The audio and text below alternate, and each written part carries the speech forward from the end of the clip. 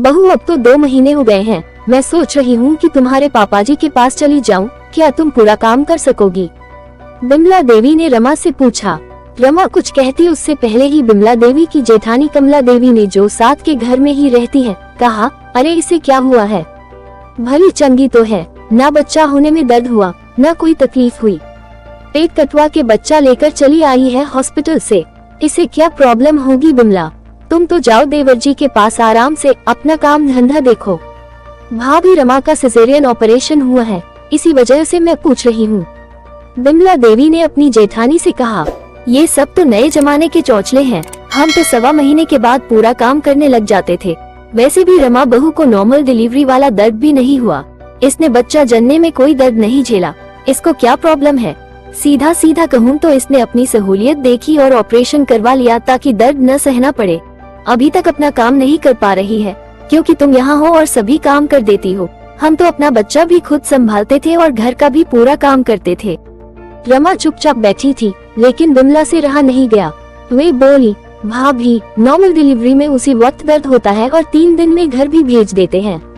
Caesarean operation में पेट काटा जाता है, टाँके लगते हैं, कई दिन हॉस्पिटल में रहना पड़ता है, भारी सामान उठाना मना होता है, टाँके खींचने का डर होता है, महीनों तक टाँके दर्द करते हैं, कभी कभी टाँके पक भी जाते हैं, नीचे पड़ा सामान उठाने में आह निकल जाती है।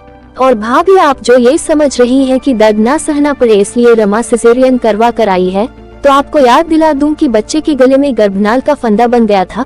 नॉर्मल डिलीवरी करवाने में जोर लगाने से बच्चे के गले में फंदा कसने पर जान जाने का खतरा था, इसलिए सिजेरियन करवाना पड़ा। आपने भी तो एक बच्चा नॉर्मल डिलीवरी के कारण खोया था, फिर भी रमा को कोस रही हैं।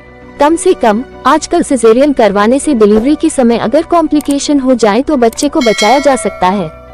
मैं तो इसमें कोई बुराई नहीं देखती हूँ भाभी, और हाँ, इसके लिए जिगरा भी चाहिए भाभी, ऑपरेशन के बाद इन टांकों के साथ आत्मविश्वास से जीने के लिए।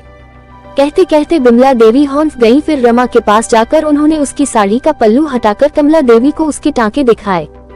हकीकत सुनकर कमला देवी शर्मिंदा हो चुकी थी। अब रहा सहा टांके देखकर उनको अपनी सोच पर बेहद अफसोस हुआ।